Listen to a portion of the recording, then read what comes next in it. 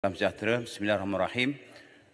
Tuan Pengerusi, saya ingin merujuk butiran B6 050-100 Jabatan Kembangunan Islam JAKIM dengan peruntukan sebanyak 1,147,796 ringgit.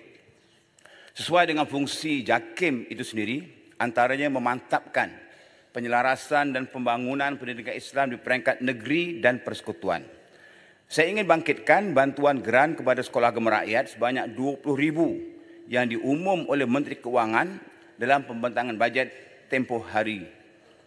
Dan sekolah yang terlibat pada waktu itu, sebab menurut PM Yang Berhormat Tambun, bantuan itu diberi semula kerana ditarik balik oleh Perdana Menteri pada waktu itu pada tahun 2002. Dan mulai 2003, sekolah agama rakyat yang dulunya dapat bantuan daripada kerajaan tak dapat bantuan lagi.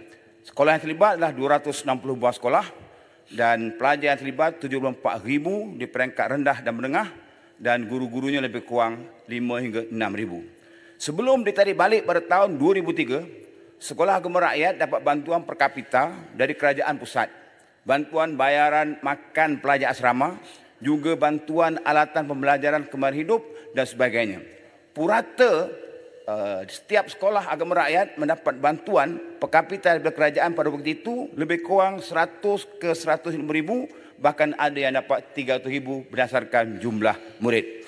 Jadi saya ingin tanya, adakah yang dimasukkan bantuan 20,000 itu bantuan yang sebagaimana pernah diberikan oleh kerajaan pusat pada tahun sebelum 2002? Kalau itu 20,000 yang diberikan, yang diumumkan oleh PM memang tak cukup untuk sekolah-sekolah agama rakyat.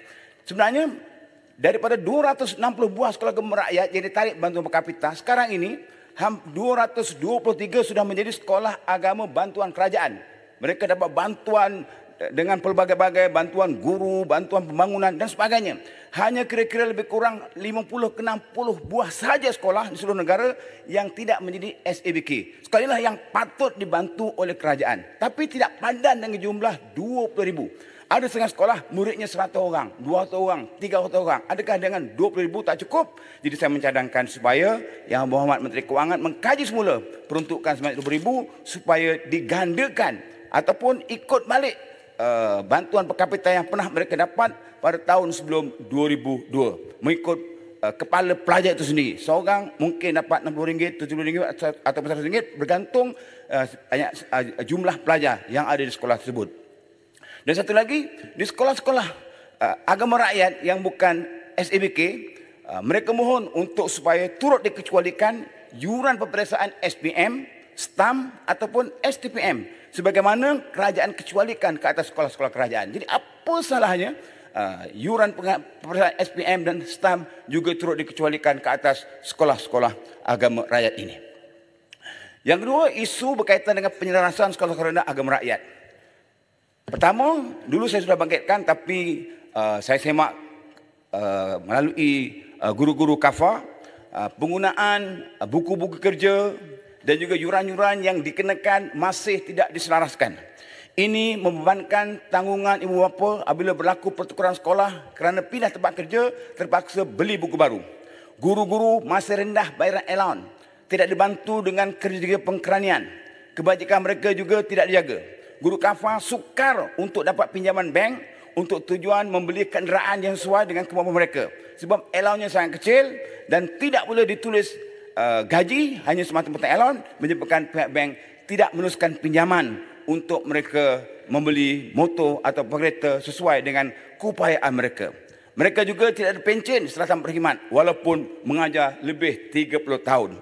Kadang-kadang guru kafah diugut hanya kerana menyokong parti pembangkang dalam pilihan raya. Itu hak mereka untuk menyokong mana-mana parti pembangkang. Itu hak mereka untuk berpolitik asalkan tidak cuai menjalankan kewajipan di sekolah.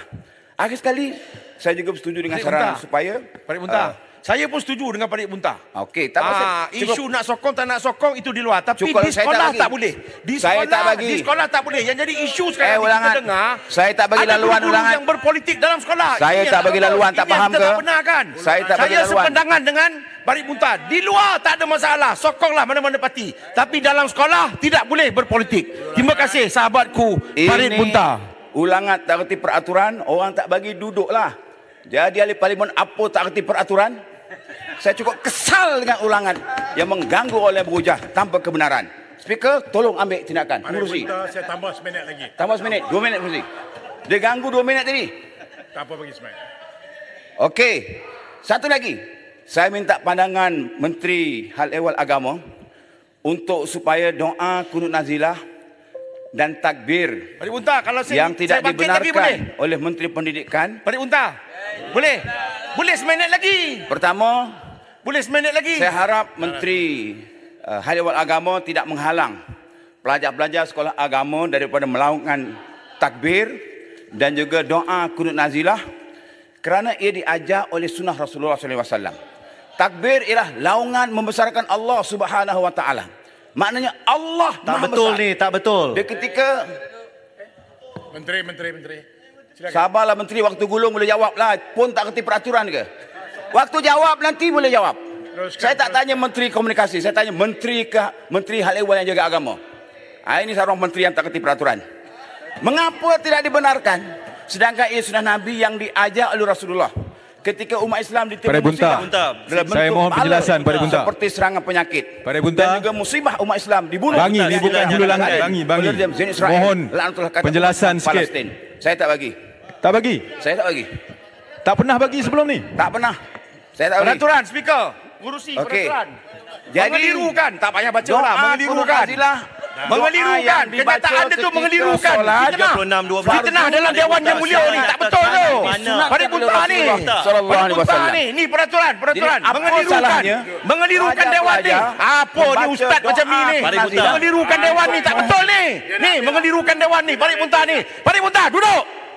Ulangan. Semua duduk. Aku nak suruh duduk. Semua duduk. Ulangan selesai. Ni Bunta. Gangguan. Habiskanlah. Saya nak habiskan ayat ini berkaitan dengan isu doa kunut nazilah. Kalau tak betul nanti boleh jawab waktu penggulungan, bukan sekarang. Jangan ganggu saya. Saya cuma nak beritahu doa kunut nazilah ini disunatkan untuk dibaca ketika solat fardu. Sebab kita menuntut dalam doa tersebut supaya Allah memberi pertolongan dan kemenangan kata umat Islam Palestin dan Allah membinasakan, menghancurkan Zionis Israel lanatullah yang menganiaya umat Islam setiap hari, membunuh umat Islam setiap hari. Pengurusi peraturan Dewan Siapa yang tak benar kan? 36-12. Siapa yang tak benar kan? Mana-mana ahli yang mengeluarkan kenyataan yang mengelirukan Dewan. Ni bawa cerita lawak betul lah. Bawa cerita tak betul ni Barik Bunta ni. Bunta cuba untuk mengelirukan Dewan. Speaker suruh Sungai Petani duduk. Semua duduk. Ulangan? Diri. Termasuk juga Barik Bunta dah habis. Baik, saya jemput. Saya nak tutup ni, tak tutup lagi. Gading. Dah saya bagi sepenak dah tadi. Sri Gading. Saya nak nyatakan kesal saya kepada Ulu Langat dan lain-lain yang tak ikut peraturan, mengganggu orang yang bercakap. Tak ikut peraturan tak apa Barik Bunta, tapi bawa cerita tak betul. Fitnah ni bahaya. Islam melarang fitnah. Islam melarang amalan fitnah yang dilakukan oleh Barik Bunta. Itu lagi bahaya. Kami tak ikut peraturan tak apa.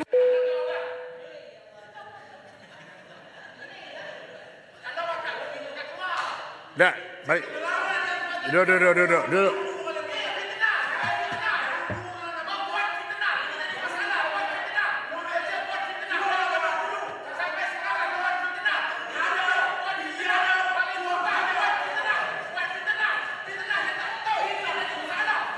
Baik, sekarang dengar sini.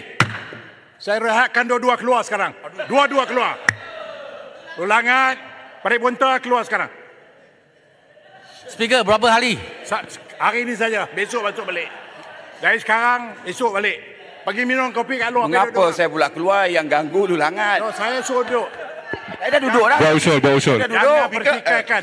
Saya dah duduk. Bila Ulu Langat bangkit balik, saya bangkit. Okey, saya duduk. Baik. Saya minta dua-dua keluar. Dua-dua keluar pergi minum kopi. Pergi. Baik, Sri Gading silakan. Barik Bunta, silakan keluar. Sila Barik Gading. Yang Muhammad. Baik, silakan. Okay, Assalamualaikum warahmatullahi wabarakatuh. Baik Bunta, Yang Muhammad. Tan Sri Pengerusi. Silakan. Seri Gading akan terus